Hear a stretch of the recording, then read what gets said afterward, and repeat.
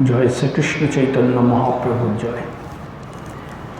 गोविंदम गोकुलानंदम गोपालं गोपीवल्लभम गोवर्धनं धरं धीरं तं वन्दे गोमतिप्रियं नारायणं निराकारं नरवीरं नरोत्तमं नृसिंहं रघुनाथं च तं वन्दे नरकान्तकम्। गुरुर्ब्रह्मा गुरुर्विष्णु गुरुदेव महेश्वर गुरुरेव परं ब्रह्म तस्मै श्री गुरवे नमः। अखंडमंडलाकारं व्याप्तं येन चराचरं तत्पदं दर्शितं येन तस्मै श्री गुरवे नमः। अज्ञानतिमिरान्धस्य ज्ञानाञ्जनशलाकया चक्षुरुन्मीलितं येन तस्मै श्री गुरवे नमः। आचार्यं मां विजानीयात् अवमन्येत करिर्चित् न अर्थबुद्धाश्रयेतु सर्वदेवमयो गुरु। जय श्री गुरुदेवाय नमः। जय श्री गुरुदेवाय नमः। जय श्री गुरुदेवाय नमः नमः। श्री श्री चैतन्य चरितामृतम कविराज श्रेष्ठ कृष्णदास कविराज विरचित भगवान श्रीकृष्ण चैतन्य महाप्रभु जीवनालेख्य और दर्शन ग्रंथ। आज एक विशेष तिथि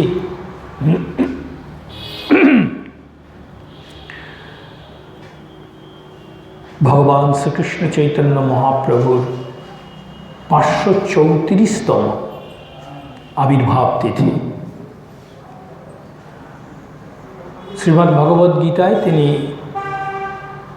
उल्लेख করেছেন, अर्जुनকে শুনিয়েছেন যে যখন ধর্মের উপর আঘাত আসে তখন আমি অবতীর্ণ হই। এটা অত্যন্ত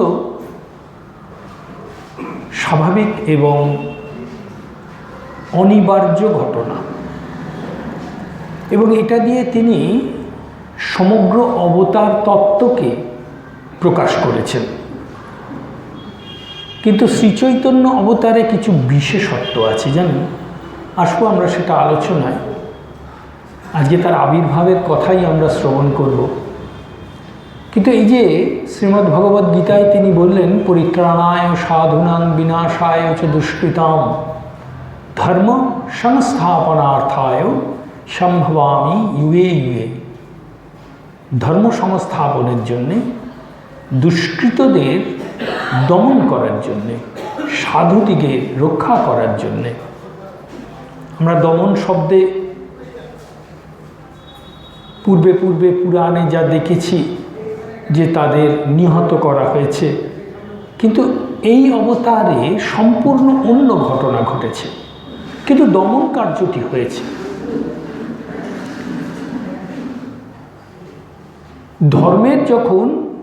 ধর্মের ওপর যখন আঘাত আসে, কিরূপ আঘাত? আঘাত অনেক রকমের হতে পারে। ভেতর থেকে আঘাত হতে পারে, বাইরে থেকে আঘাত হতে পারে। ধর্মের প্রকৃত তত্ত্ব অনুধাবন না করাও একটা আঘাত। বেদ বেদান্ত আদি শাস্ত্র গুরু এবং শিষ্য পরম্পরায় জগতে প্রচলিত ছিল, তাই তো? কিন্তু তাতে বিভিন্ন ঋষিদের ভাব প্রবিষ্ট হয়েছিল, সেই জন্যে তার বিশুদ্ধতা ক্ষুণ্ণ হচ্ছিল। ভগবান শ্রীকৃষ্ণ দ্বৈপায়ন ব্যাস রূপে, কৃষ্ণ দ্বৈপায়ন ব্যাস রূপে জগতে আবির্ভূত হয়ে এগুলিকে উদ্ধার করলেন। বেদ চতুর্ধা বিভক্ত করলেন, বেদান্ত আদি রচনা করলেন, পুরাণ মহাভারতম ব্রহ্মসংহিতাম এবং শ্রীমদ্ ভাগবতম সৃষ্টি করলেন। অকল্পনীয় কর্ম, এটা কেউ চিন্তাই করতে পারে না, কিন্তু যেহেতু তিনি অবতার পুরুষ, তিনি এটা করেছেন।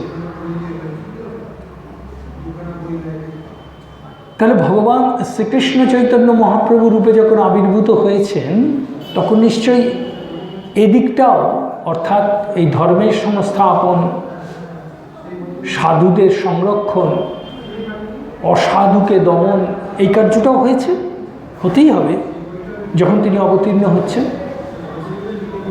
এগুলো ঐতিহাসিক সত্য।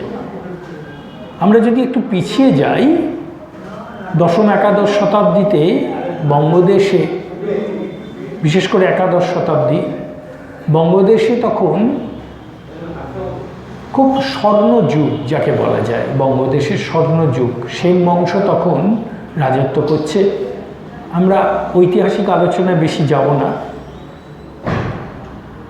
এই সেন বংশের প্রধান রাজধানী ছিল পূর্ববঙ্গে, তখনও বলা হতো পূর্ববঙ্গ। কিন্তু বল্লাল সেন করলেন কি, যে গঙ্গার তীরে বাস করবেন বলে নবদ্বীপে একটি রাজধানী তৈরি করলেন। পরবর্তীকালে লক্ষণ সেন সেই রাজধানীকে কেন্দ্র করে সমস্ত রাজপাট কিন্তু এই নবদ্বীপে এনে বসিয়েছিলেন, এবং এরা দুজনেই কিন্তু অত্যন্ত সুশাসক ছিলেন। তখন বহির শত্রুর আক্রমণ বারবার ঝাঁপিয়ে পড়ছে ভারতবর্ষ তথা বঙ্গের ওপর, এবং শেষে দেখা গেল লক্ষণ সেন আর ধরে রাখতে পারলেন না, পাঠানরা প্রবেশ করল।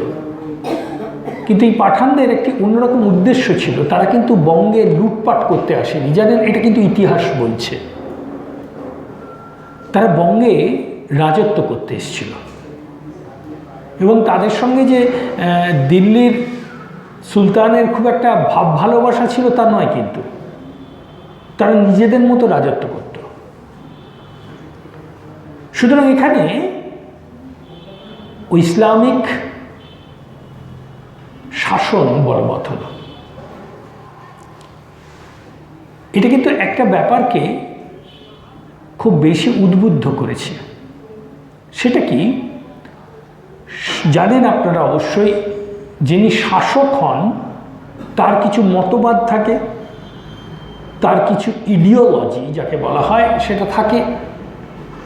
সেই ভাবটা তারা শাসিতের ওপর চাপিয়ে দেন, অর্থাৎ যাদের উপর শাসন করেন তার উপর চাপিয়ে দেন।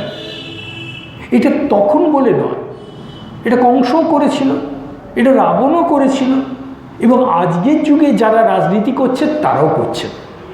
এটা একটা জেনারেল কনসেপ্ট, সাধারণ একটা তত্ত্ব। এই তত্ত্বের কথা কিন্তু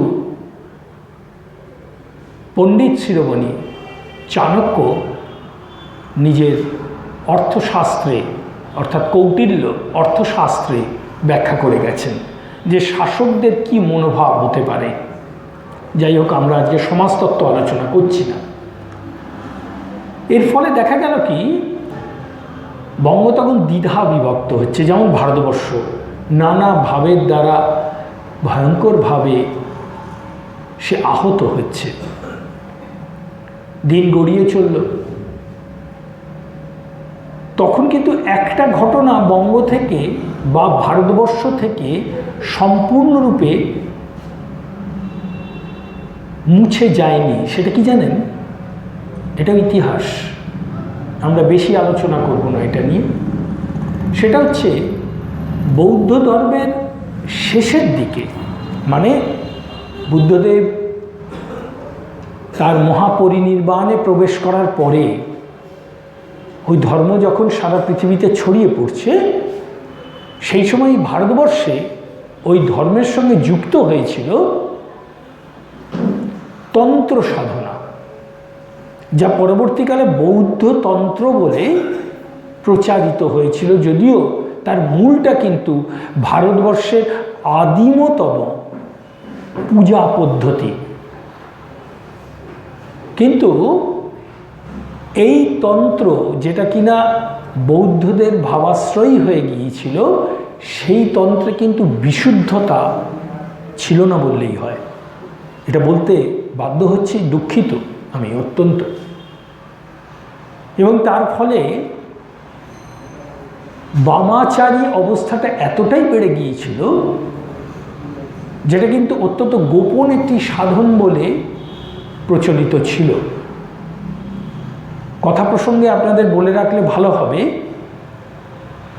শ্রীচৈতন্যদেব অপ্রকট লীলা করার পরেও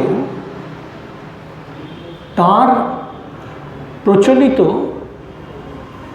বা তার প্রচারিত নাম গুণ কীর্তনকে সামনে রেখে কিছু কিছু অংশ এই বৌদ্ধ তন্ত্রকে আশ্রয় করে সাধন ভজন করত। সম্ভবত এখনও তার একটু রেমনেন্ট বা তার কিছু কিছু অবশেষ রয়ে গেছে। এই আলোচনা আমরা বেশি না করাই ভালো। তো এই অবস্থায় সমস্ত বঙ্গদেশে ছেয়ে ফেলল।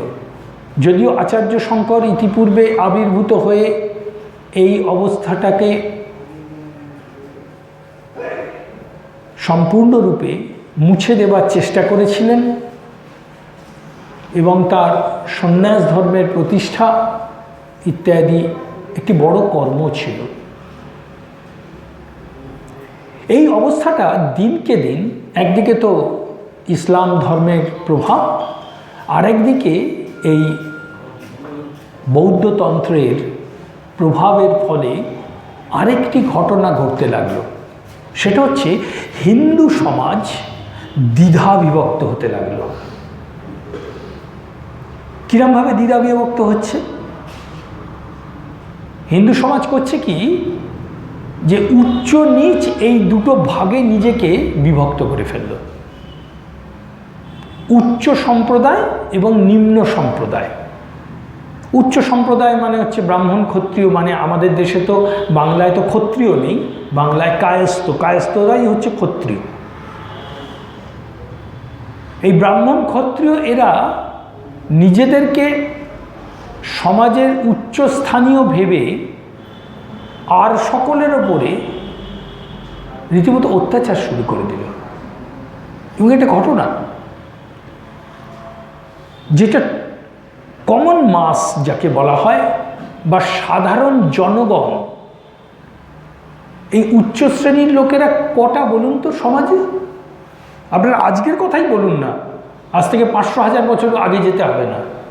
উচ্চ শ্রেণীর লোকেরা হাতে গোনা, অবশ্যই জানবেন, একদম হাতে গোনা। এবং তারা নিজেদেরকে সমাজের শ্রেষ্ঠ মনে করে তখনকার দিনে এই নিম্নবর্গীয়দের অকথ্য অত্যাচার করেছে, এখনো করে কোনো কোনো জায়গায়। আপনি শুধু বাংলাটাকে দেখে কিছু বলতে পারবেন না। মাঝে মাঝে খবরে খবরে পান যে উচ্চবর্গীয়রা নিম্নবর্গীয়দের উপর কীরকম অত্যাচার করে।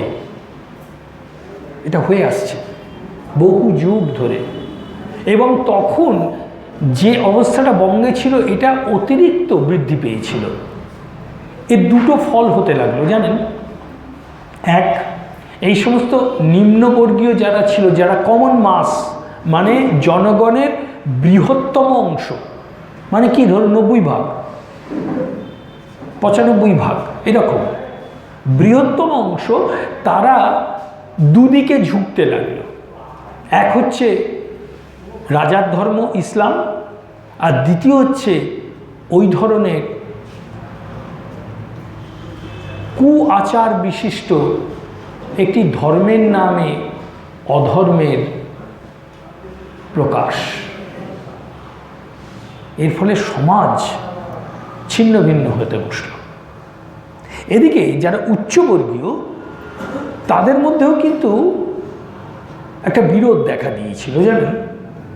আমরা কিন্তু মহাপ্রভুর আবির্ভাবের কারণটা সংক্ষেপে ধারণা করার চেষ্টা করছি। মানে কারণ বলবো না, ভগবানের আবির্ভাবের কারণ কখনো ব্যাখ্যা করা যায় না, বলা যেতে পারে তার কারণের পূর্বে সামাজিক অবস্থানটা একটু ধারণা করার চেষ্টা করছি। এই অবস্থায় উচ্চবর্গীয়দের মধ্যে যারা ব্রাহ্মণ ইত্যাদি, তাদের মধ্যে একটি ভাব দেখা দিতে লাগলো, সেটা হচ্ছে মান লালসা। পাণ্ডিত্য ইত্যাদি লাভ করে আমরা সমাজে শ্রেষ্ঠ হব, লোকে আমাকে মানবে গণবে ইত্যাদি, যা এখনও আছে। পণ্ডিত মানুষরা নিজেদেরকে একটু বিশিষ্ট মনে করেন, যে সবাই তাকে সম্মান করবে ইত্যাদি। তো তখন এটা একটু অতিরিক্ত ছিল, কিন্তু তার মধ্যেও কিছু অংশ ছিল যারা প্রকৃত জ্ঞানলোভী। এটা কিন্তু অস্বীকার করার জায়গা নেই। সেই জন্যেই তো এইগুলি বেঁচে থাকে, সমাজ বেঁচে থাকে সেই জন্যেই। তখন একটি ঘটনা একটু স্মরণ করে নিলে ভালো লাগবে। তখন নবদ্বীপে এই পাণ্ডিত্যের বৃহৎ প্রকাশ ঘটছে, বুঝতে পেরেছেন? দেশ বিদেশ থেকে সবাই শিক্ষা গ্রহণ করতে আসছে। কেন? তার একটা কারণ হয়েছিল। আমরা জানি স্বরদর্শন আছে, তার মধ্যে একটি অংশ হচ্ছে ন্যায়। এই ন্যায় শাস্ত্র তখনকার দিনে মিথিলায় পড়ানো হতো। মিথিলা মানে আজকে বিহার। হ্যাঁ, ভগবতী দেবী সীতা যেখানে আবির্ভূত হয়েছিলেন, তাই তো মিথিলা, সেই মিথিলায় পড়ানো হতো। মিথিলায় এই ন্যায়শাস্ত্র যিনি পড়াতেন, যারা পড়াতেন তাদের নৈয়ায়িক বলা হতো, এবং তার মধ্যে শ্রেষ্ঠ নৈয়ায়িক ছিলেন পক্ষধর মিশ্র। এরূপ কথিত আছে যে পক্ষধর মিশ্রের গৃহে পাখিরাও ন্যায় শ্লোক বলত, তার গৃহের মহিলারাও ন্যায়ের বিভিন্ন কূট তত্ত্ব নিয়ে আলোচনা করতো। এটা ভাবা যায় না, হতো। এই পক্ষধর মিশ্র অতি বিখ্যাত ব্যক্তি। তখন নবদ্বীপ থেকে বিভিন্ন স্টুডেন্ট বা ছাত্ররা সেখানে পড়াশুনো করতে যেতেন। তার মধ্যে একজন গিয়েছিলেন, তার নাম হচ্ছে বাসুদেব সার্বভৌম। প্রথমেই বলে রাখা ভালো, এই বাসুদেব সার্বভৌম কিন্তু ভগবান শ্রীকৃষ্ণ চৈতন্য মহাপ্রভুর পার্ষদ, অন্তরঙ্গ পার্ষদ বাসুদেব সার্বভৌম নন। শ্রীক্ষেত্রপুরী ধামে যার সঙ্গে মিলিত হবেন তিনি নন কিন্তু, কারণ এর প্রাদুর্ভাব ঘটছে, অর্থাৎ ইনি চলে যাচ্ছেন আমার প্রাণগৌর আবির্ভূত হওয়ার পূর্বে, এটাই ইতিহাস বলছে। যাই হোক, সেই বাসুদেব সার্বভৌম ওই মিথিলায় গেলেন পক্ষধর মিশ্রের কাছে ন্যায় শিক্ষা করতে।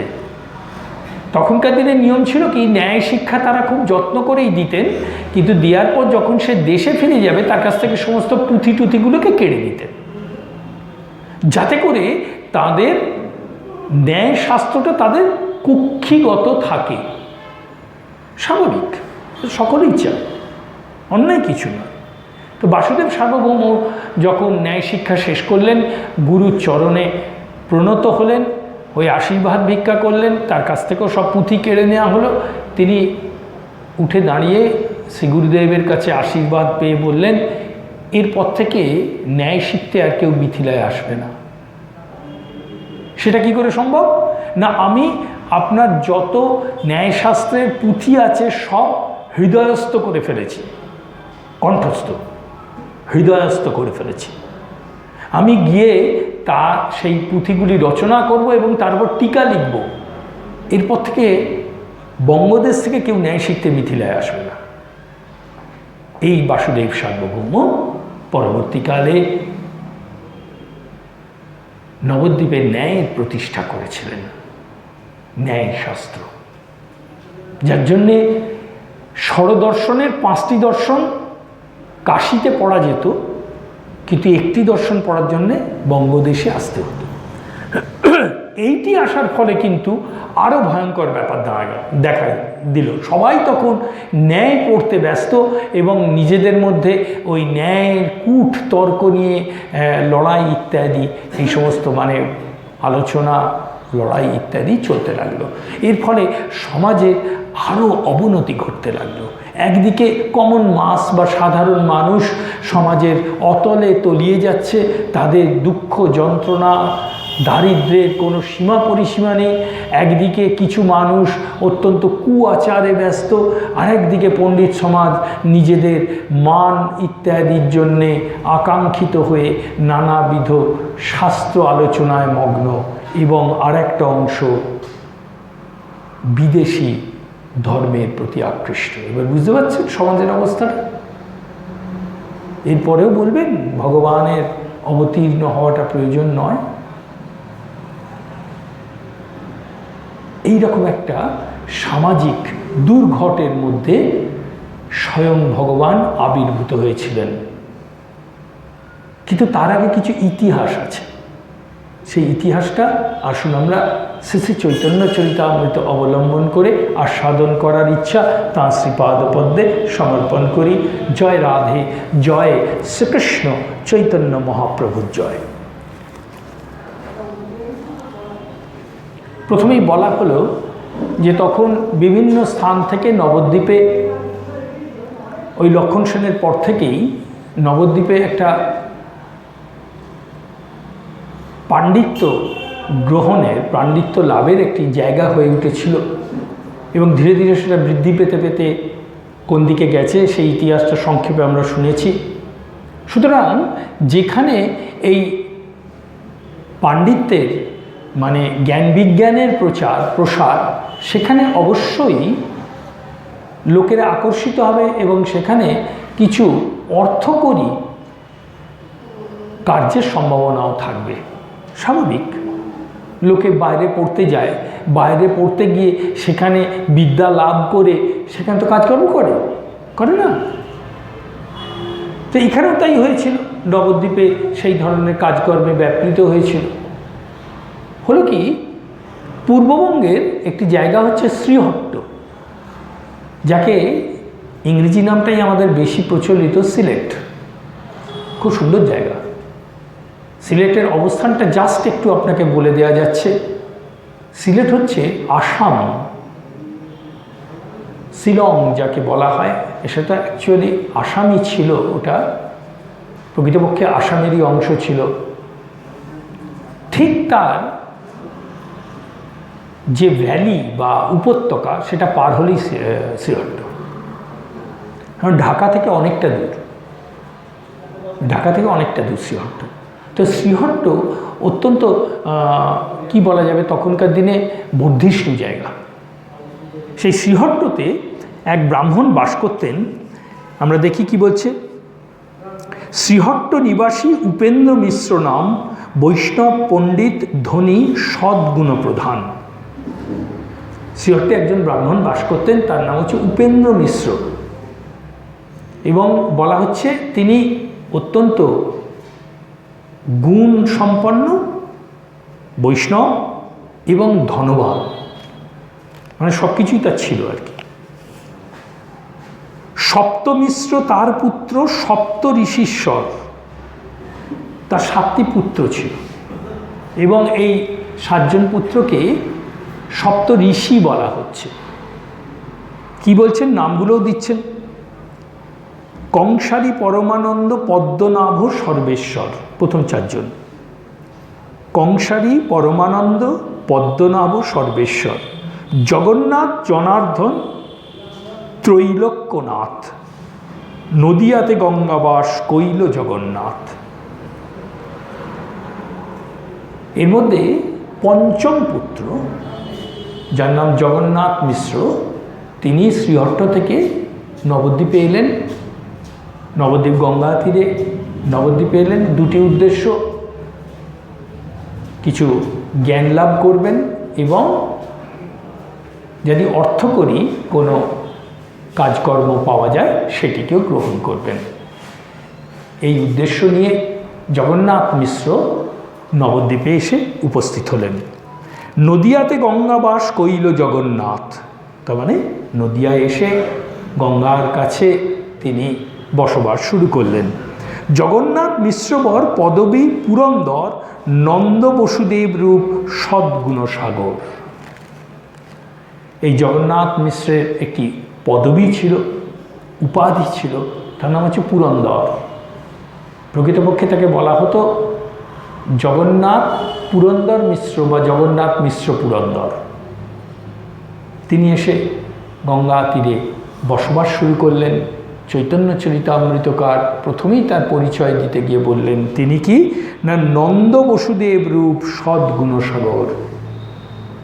পূর্বলীলায় অর্থাৎ কৃষ্ণলীলায় যিনি নন্দ বসুদেব হয়েছিলেন, তিনিই যেন গঙ্গা তীরে আবার এসে উপস্থিত হয়েছেন এবং নন্দ বসুদেবের যে সদ্গুণ সেই সব গুণগুলি তার মধ্যে প্রকটিত ছিল। আবার বলছেন, তার পত্নী শচী নামে পতিব্রতা সতী, যার পিতা নীলাম্বর নাম চক্রবর্তী। পরবর্তীকালে এই নবদ্বীপে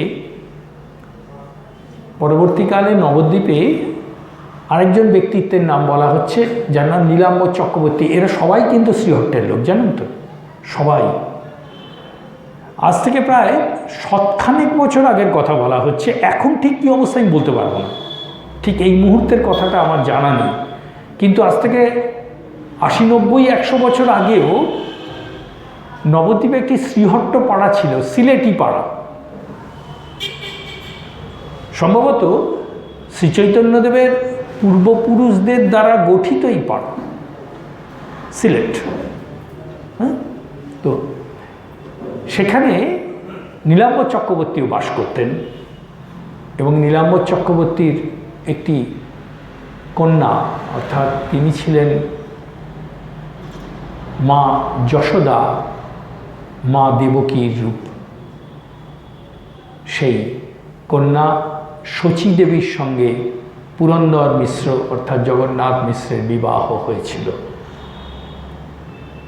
তারা দুজনে সুখে সংসার করতে লাগলেন, কিন্তু কিছু ঘটনা ঘটতে লাগলো। কি ঘটনা? চৈতন্য চরিতামৃতকার বলছেন, জগন্নাথ মিশ্রপত্নী শচীর উদরে অষ্টকন্যা ক্রমে হইল জন্মি জন্মি মরে। অপত্য বিরহে মিশ্রে দুঃখী হইল মন, পুত্র লাগি আরাধিলা বিষ্ণুর চরণ। এই জগন্নাথ মিশ্রের পত্নী অর্থাৎ শচী মায়ের গর্ভে 8টি কন্যা জন্মগ্রহণ করে মারা গিয়েছিল। 8টি কন্যা। স্বাভাবিকভাবেই মায়ের কি মনের অবস্থা বুঝতেই পাচ্ছেন। পরপর 8টি কন্যা আবির্ভূত হয়ে জন্মগ্রহণ করে মারা গেল। পরবর্তীকালে তাত্ত্বিক বৈষ্ণবগণ ব্যাখ্যা করেছেন যে এই অষ্টকন্যা হল রাধারানীর অষ্টসখী। যেমন ধরুন, কোনো বড় লোক আসবেন, বড় লোক মানে অর্থবান লোক নয়, মানী লোক, রাষ্ট্রপতি, প্রধানমন্ত্রী, এরা যদি কোনো জায়গায় আসেন, রাজা কোনো জায়গায় আসে, তার পূর্বে তার যারা অনুচর তারা এসে জায়গাটাকে দেখে যায়, মানে যাকে ইংরেজিতে বলে সার্ভে করে যায়। এই যে অষ্টকন্যা আবির্ভূত হয়ে চলে গেলেন, পরবর্তীকালে গৌড়ীয় বৈষ্ণব তাত্ত্বিকগণ বলছেন এরা হচ্ছেন রাধারানীর প্রিয় সখী, অষ্টসখী, এবং এরা এসে যেখানে স্বয়ং রাধারানী আবির্ভূতা হবেন সেই জায়গাটি দেখে গেলেন। তাদের থাকার কথা নয়, তারা এসে ওই জন্য চলে গেলেন। কিন্তু সেটা তো তাত্ত্বিক আলোচনা। কিন্তু মায়ের কি অবস্থা হয় বলুন? মা তখন নিতান্তই অসহায় হয়ে ভগবান বিষ্ণুর শরণাগত হলেন।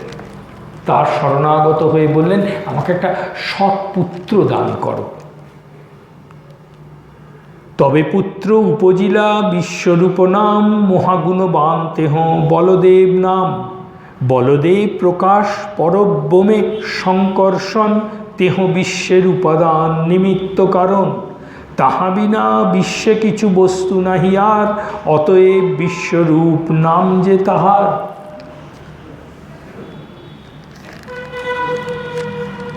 গৃহে শালগ্রাম শিলা ছিলেন, এবং আপনাদের জানিয়ে রাখলে ভালো হবে, এই জগন্নাথ মিশ্রের ইষ্ট হচ্ছেন রঘুনাথ অর্থাৎ শ্রীরামচন্দ্র, কিন্তু তিনি নারায়ণকেও পূজা করতেন। সেই রঘুনাথ শিলা আজও পূজিত হচ্ছে, জানেন? নবদ্বীপে আজও পূজিত হচ্ছে। মা বিষ্ণুপ্রিয়ার বংশধরের মাধ্যমে, সেটা অন্য প্রসঙ্গ। যখন ভগবান বিষ্ণুর শরণাগত হলেন শচীমা, তিনি কৃপা করে এক অবতার পুরুষকে পাঠালেন অবতার পুরুষ, খেয়াল রাখবেন, অবতার পুরুষ। এবং তিনি কে সেটা বর্ণনা দেওয়ার জন্যে চৈতন্য চরিতামৃতকার একটি অপূর্ব কথা বললেন। এটা অত্যন্ত তাত্ত্বিক একটি প্রকাশ। বলছেন, বলদেব প্রকাশ পরব্রহ্মের সংকর্ষণ। আমি অত ডিটেলস ব্যাখ্যায় যাচ্ছি না, বিস্তৃত ব্যাখ্যায়। পরব্রহ্ম, এই যে বৈকুণ্ঠ ইত্যাদি, সেগুলো তাত্ত্বিক একটি অংশ হচ্ছে, তাত্ত্বিক ব্যাখ্যায় একটি অংশ হচ্ছে পরব্রহ্ম। সেখানে যিনি অধিষ্ঠাত্রী দেব, তিনি হচ্ছেন সংকর্ষণ। তিনি অবতীর্ণ হলেন এই জগতে, এবং অবতীর্ণ হওয়ার ফলে কি হলো, জগৎ এবং তিনি যে এক, এইটা প্রমাণ করার জন্যে চৈতন্য চরিতামৃতকার বললেন, তাহা বিনা বিশ্বে কিছু বস্তু নাহি আর, অতএব বিশ্বরূপ নাম যে তাহার। কেন? তাহা বিনা বিশ্বে কোনো বস্তু নাহি আর, এ কথার অর্থ কি? আমরা ভাগবতের একটি শ্লোক আস্বাদন করি, আসুন। এই ভাগবতের শ্লোকটি হচ্ছে দশম স্কন্ধের 15তম অধ্যায় ব্যাখ্যা করা আছে। নৈত চিত্রম ভগবতী অন্নতে জগদীশ্বরে ওতং প্রোতমীদং যস্মিন তন্তুষু অঙ্গ যথাপটা। অর্থটা শুনব, পশ্চাৎপটটা একবার শুনে নি।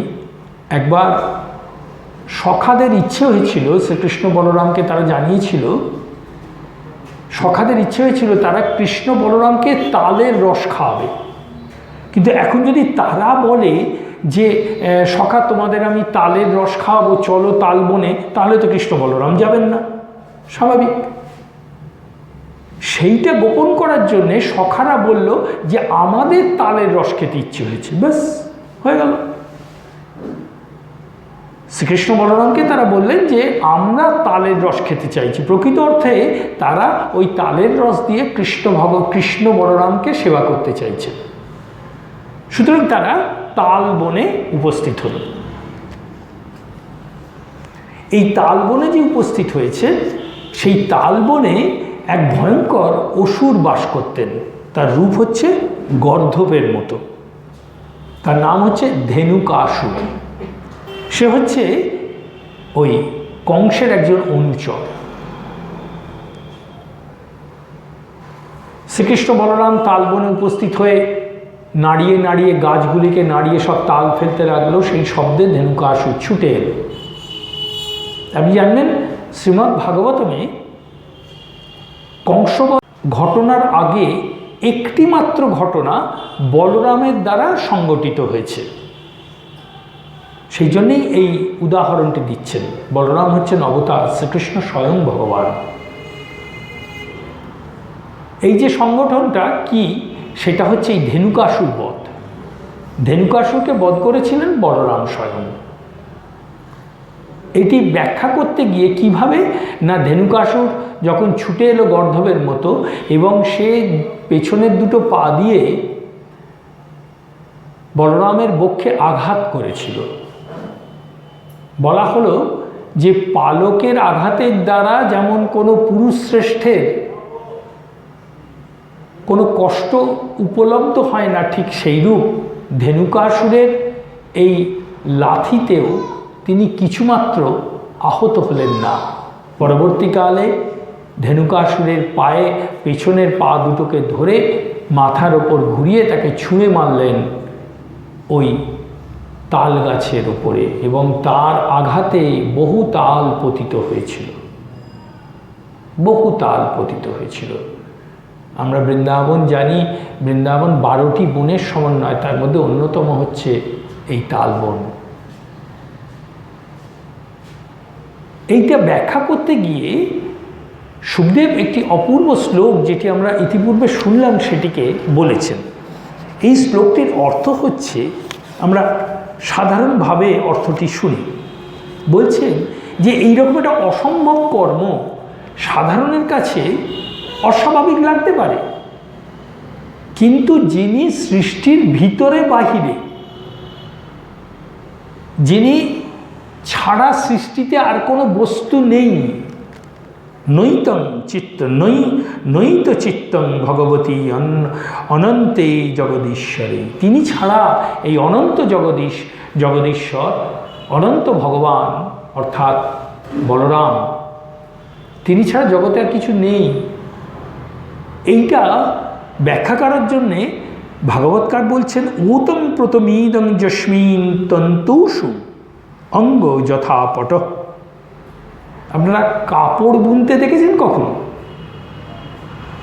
বা গামছা বুনতে দেখেছেন? তাঁতে হাতে চালানো তার ধরে একটু বলে নেওয়া যাক। সেখানে দুটো সুতো একসঙ্গে নিজেদের মধ্যে সংগঠিত হয়, একটি দৈর্ঘ্যে যায়, একটি প্রস্থে যায়।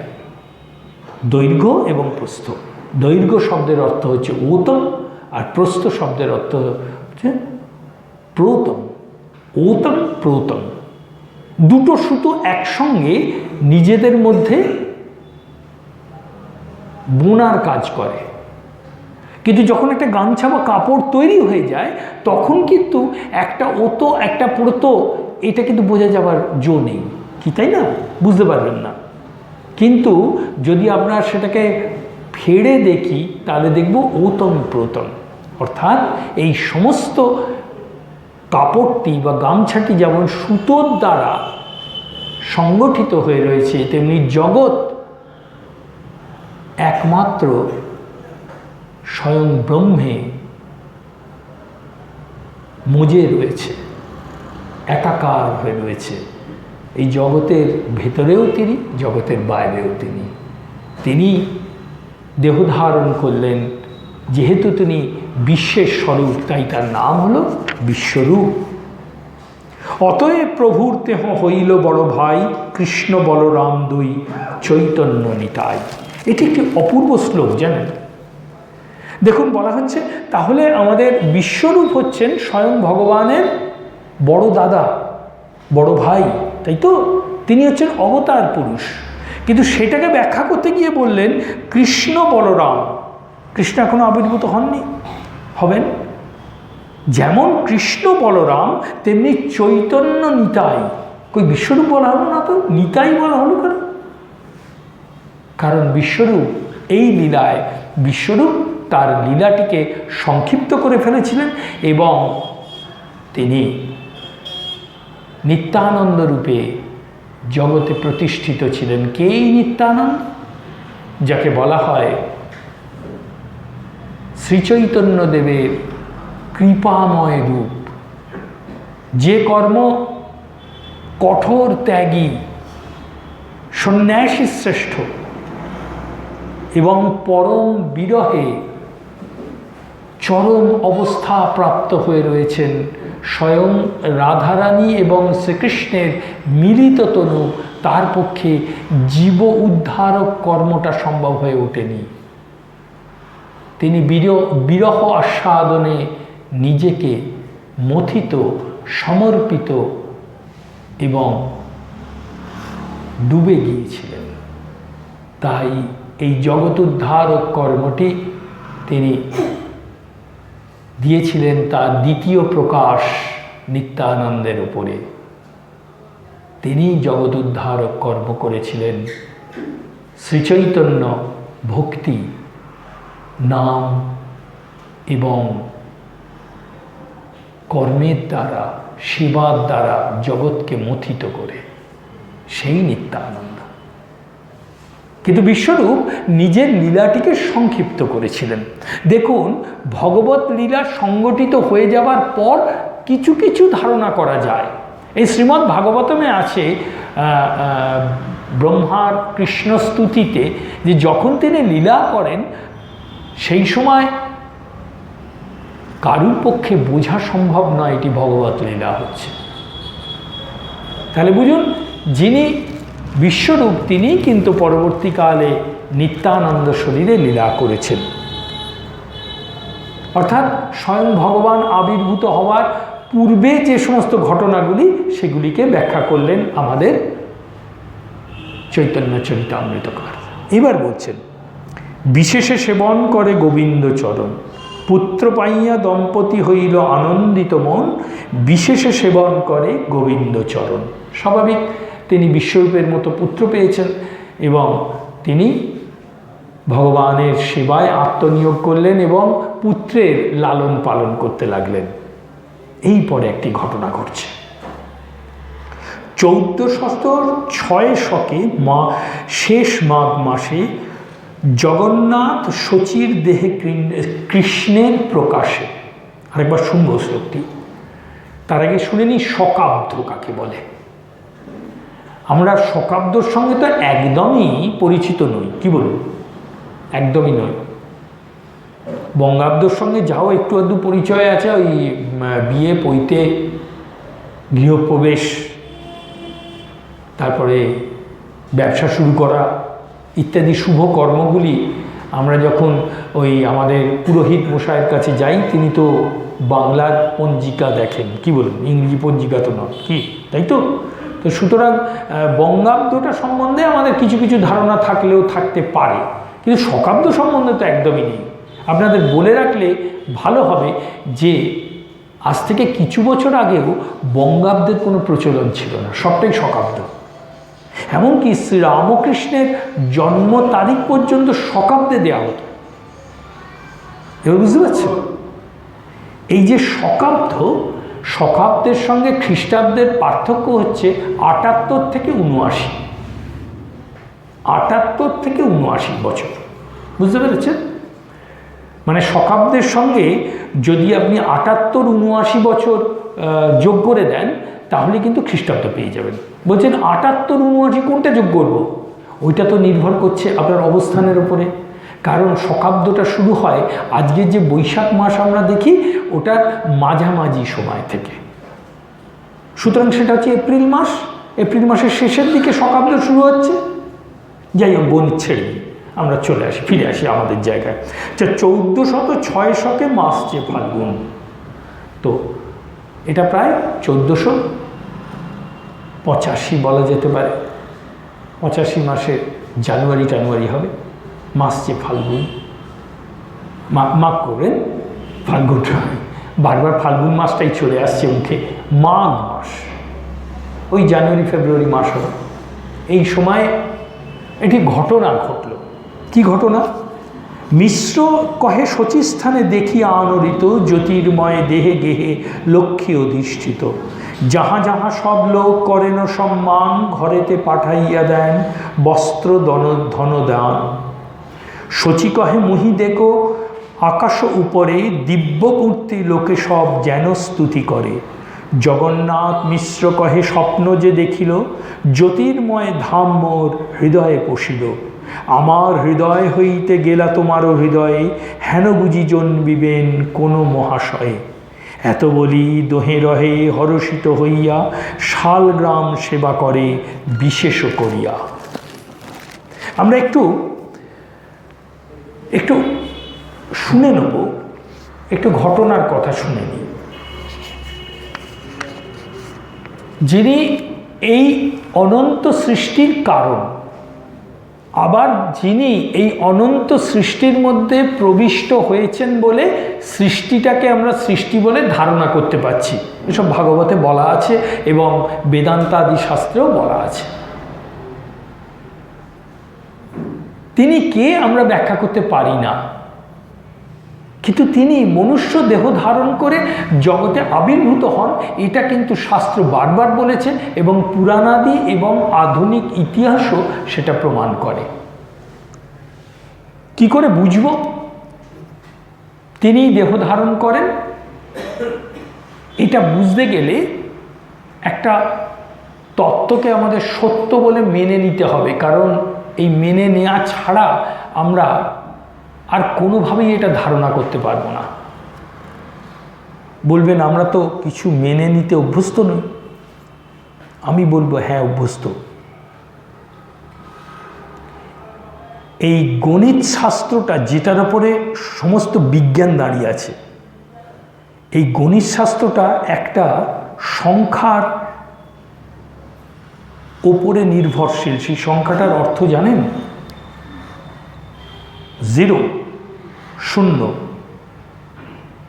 গাণিতজ্ঞগণ এই শূন্যকে কিন্তু ব্যাখ্যা করতে পারেন না, এবং শূন্যকে একটা অবস্থান দিয়ে ধরে নিয়ে সমগ্র গণিত শাস্ত্র তথা সমগ্র বিজ্ঞান শাস্ত্রটা দাঁড়িয়ে আছে।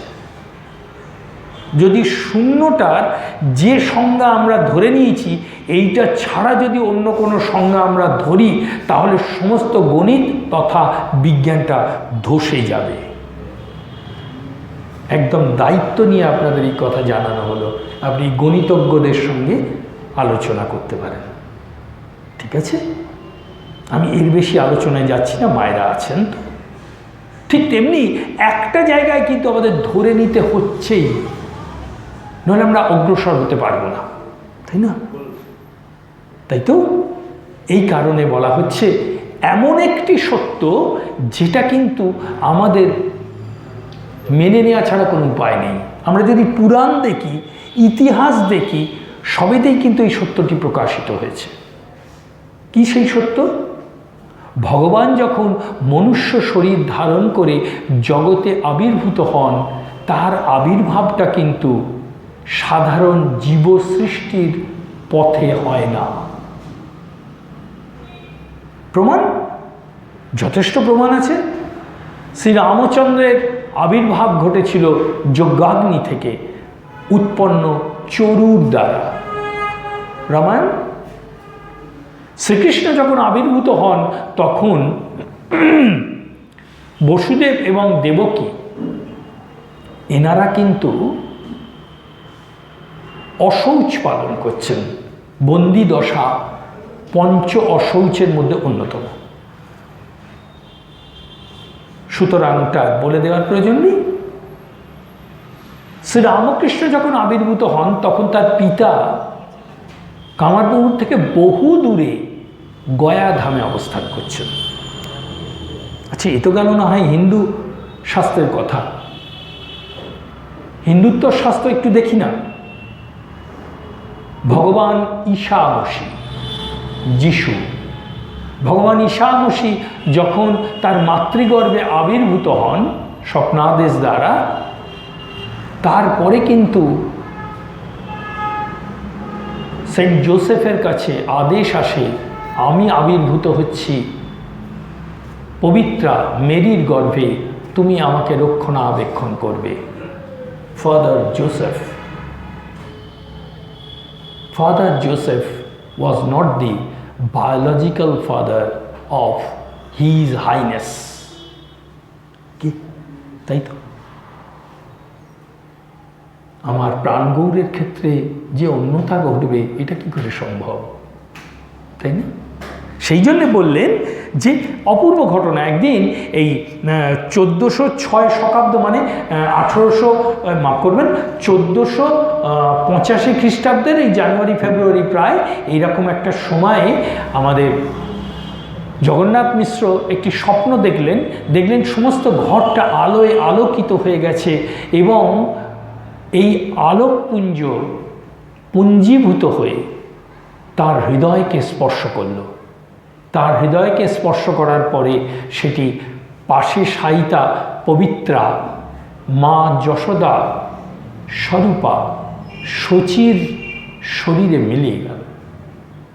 এবং তখন আমাদের জগন্নাথ মিশ্রের একটা অনুভূতি হলো যে কোনো একজন মহাপুরুষ বোধহয় আমাদের ঘরে, আমাদের বংশে দেহ ধারণ করতে আসছেন। এই কথা তিনি অনুভব করে সচিমাকে বললেন। শুধু তাই নয়, কতগুলো প্র্যাকটিক্যাল বা ব্যবহারিক প্রমাণ তিনি পেতে লাগলেন। তারা দেখছেন যে অভূতপূর্ব কাণ্ড, মা শচীর রূপ অবর্ণনীয় হয়ে গেছে এবং তাকে সবাই সম্মান করছে, এবং পাড়া প্রতিবেশী এবং দূর দূর থেকে লোক তাকে নানান দান ইত্যাদি, প্রণাম ইত্যাদি করার জন্য ছুটে আসছে। এ কী ব্যাপার? সচিমা বলছেন যে আমার সবসময় মনে হয় আমার চারপাশে কারা যেন রয়েছে, আকাশের উপরেও যেন কারা রয়েছে, তারা নিজেদের মধ্যে এক অবদ্ধ ভাষায় কথা বলে এবং আমাকে ইঙ্গিত করেই বলে। এটা দেবতা। দেবভাষা কোনো জীব কখনো বুঝতে পারে না। এই কথা তিনি তার স্বামীকে বলছেন।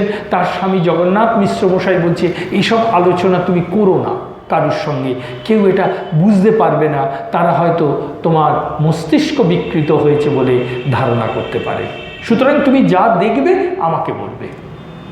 এরমভাবে বছর তো ঘুরে গেল, হইতে হইতে হইল গর্ভ 13 মাস, তথাপি ভূমিষ্ঠ নহে, মিশ্রের হইল ত্রাস। 13 বছর কখনো কারো গর্ভ হয় নাকি? 10 মাস 10 দিন তো, মানে বছর ঘুরে গেল, ঘুরে গিয়ে 13তম মাস চলে এলো। এটাও আর একটা প্রমাণ। চৈতন্য চরিতামৃতকাল লিখছেন, সুতরাং এটা ঘটেছে। এবং 13 মাস একজনের গর্ভ অবস্থান করছে, এটা কোনো স্বাভাবিক ঘটনা নয়।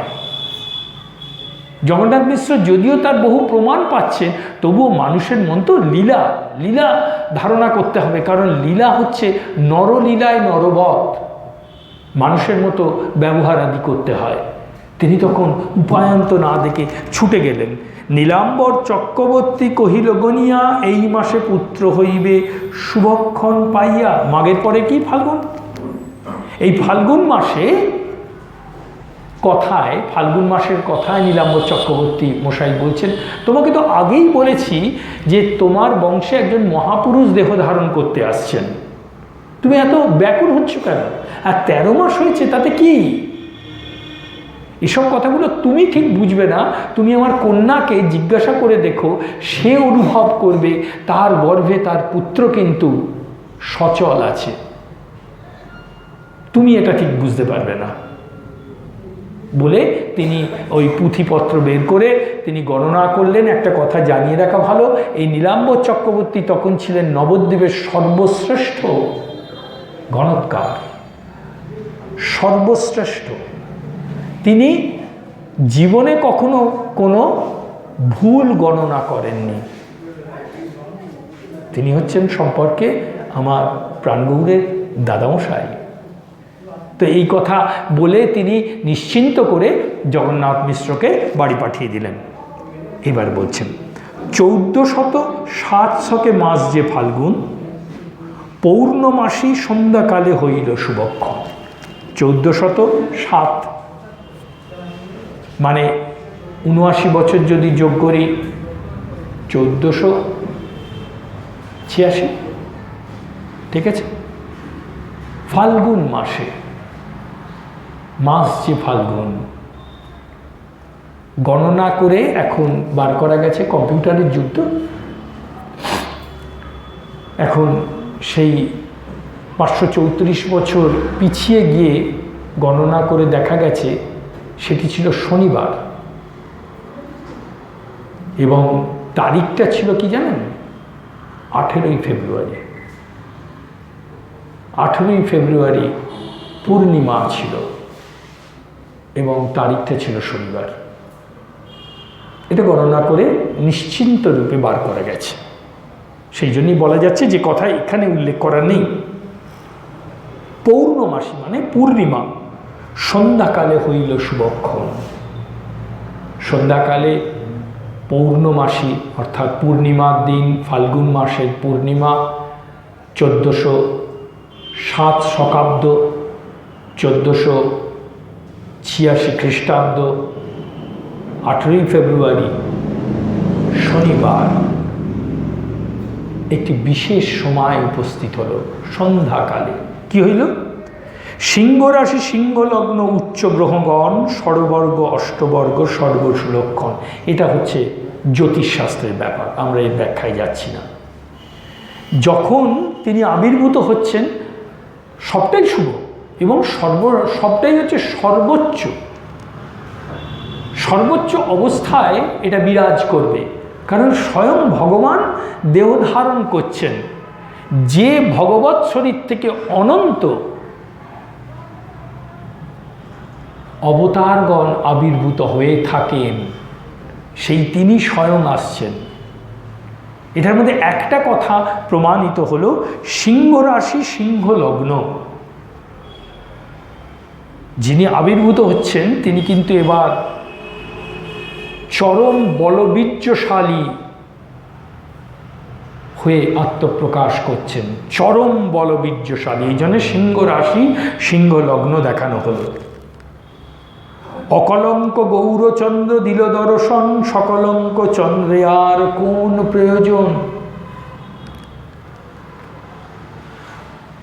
পূর্ণিমা তিথি, আজকে পূর্ণিমা তিথি।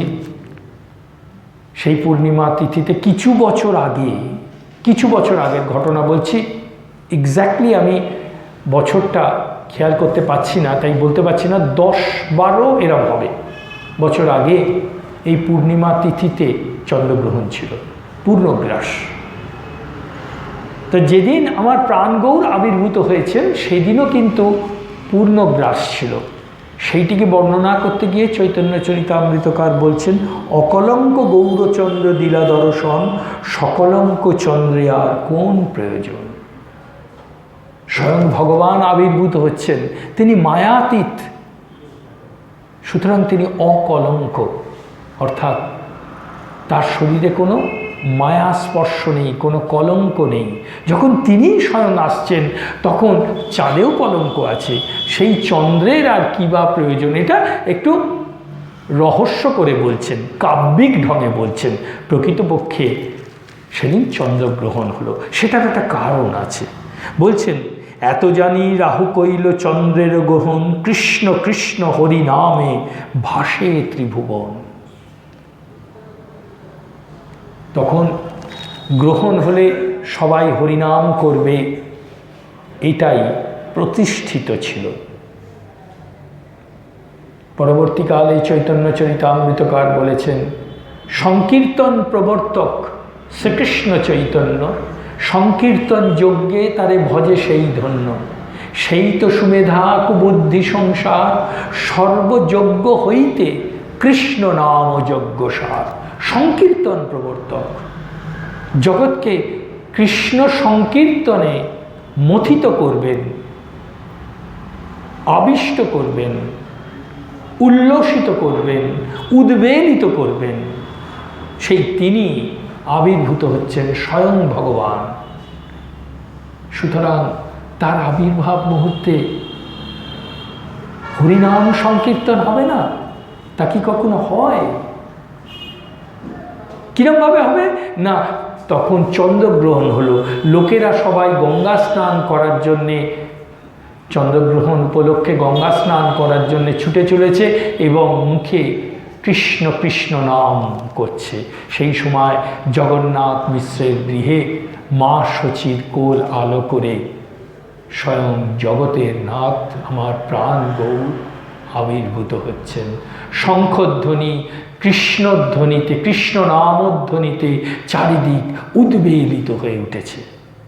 আসছেন আমার গৌর কৃষ্ণ। সেটা বলার জন্য বলছেন, জগৎ ভরিয়া লোকে বলে হরি হরি, সেই ক্ষণে গৌর কৃষ্ণ ভূমি অবতরী।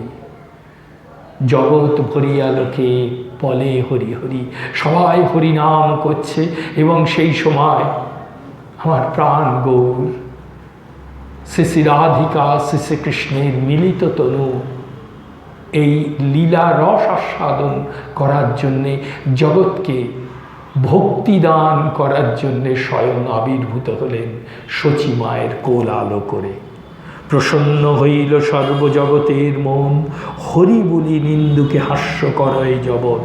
হরি বলি নারীগণ দেয় হুলাহুলি, স্বর্গে বাদ্য নৃত্য করে দেব কুতূহলী। প্রসন্ন হইল 10 দিক, প্রসন্ন নদী জল, সাবর জঙ্ঘম হইল আনন্দে বিহ্বল। তিনি যখন আবির্ভূত হচ্ছেন তখন কোনো জগতে আর কোনো অসাম্য নেই, যে মুহূর্তে তিনি জগতে আবির্ভূত হলেন, যত সমস্যা তো অসাম্যের জন্যে, আপনার আছে আমার নেই, আমার আছে অমুকের নেই, এটা কেন সেটা কেন, এই যে অসাম্য, এই অসাম্যটা সম্পূর্ণরূপে তাতে গিয়ে স্থির হয়ে যাচ্ছে, কূটস্থ হয়ে যাচ্ছে, অর্থাৎ চরম সাম্যে পরিণত হচ্ছে। এই যদি সাম্যের কথাই বলা যায়, তাহলে তিনি যে আবির্ভূত হলেন, তিনি কি হিন্দুর দেবতা রূপে আবির্ভূত হলেন? এটা কখনো হয়? এই অনন্ত জগৎ যদি তাঁর ইচ্ছায় প্রকাশিত হয়ে থাকে, তিনি যদি অনন্ত জগতের মধ্যে এক এবং অদ্বিতীয় তত্ত্বরূপে বিরাজিত থাকেন, তাহলে তিনি একটা বিশেষ ধর্ম, বিশেষ সম্প্রদায়ের দেবতা বা আদরিত ব্যক্তি কি করে হন? তাই তিনি যখন আসছেন হরিনাম জগৎকে শোনানোর জন্যে, উদ্বেলিত করার জন্যে, তখন হিন্দু ভিন্ন যে সমস্ত সম্প্রদায়, তারাও হরিনাম করছে এক অদ্ভুত পদ্ধতিতে। তখন যারা ইসলাম ধর্মীয় সেখানে উপস্থিত ছিল, তারা এই সমস্ত যারা হরিনাম করতে করতে ছুটে চলেছে গঙ্গার দিকে স্নান করার জন্যে, তাদেরকে ব্যঙ্গ করার জন্যে নিজেরাও হরিনাম করছে। এই দেখুন বলছে, হরি বলি নিন্দুকে হাস্য কর এই যবন। হিন্দুদের ব্যঙ্গ করার জন্যে, ঠাট্টা করার জন্যে, কি তোরা হরি হরি হরি হরি করিস, কিন্তু ঠাট্টা করতে গিয়েও তো তারা হরিনামটাই উচ্চারণ করলো, তাই না? স্বয়ং হরি এসেছেন, তাই তাদের দিয়েও হরিনাম উচ্চারণ করিয়ে নিলেন। এই হরিনাম কিন্তু কোনো সম্প্রদায় বিশেষে নেই।